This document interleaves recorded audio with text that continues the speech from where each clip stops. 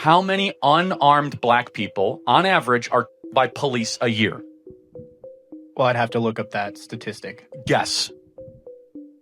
Probably over 50%. It's 15 people a year. 15. And that's not my number. That's the Washington Post that came up with it and did a national crime survey. And they even were generous and they said unarmed, meaning you had a nearby or you had a knife that you dropped. So you're talking about police for an incident that happens 15 times a year in a country of 350 million people. Well,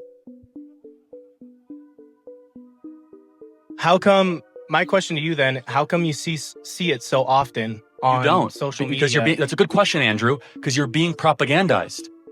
You're being brainwashed is the name of this tour.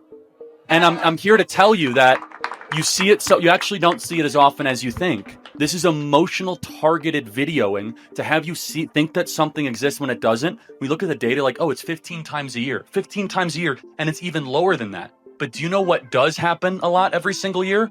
Is that there's over 100,000 every single year. We don't talk about that. We should. We should totally agree, right? But we have this whole thing about police brutality, and no one can ever give me examples where there's too many police, and that's okay. I'm not just picking on you. Just in general, it's easy to get caught up in the abstractions. It's easy to get caught up in the parade and in all the bedlam. But when you dive into it, you realize that it's all brainwashing and it's propaganda.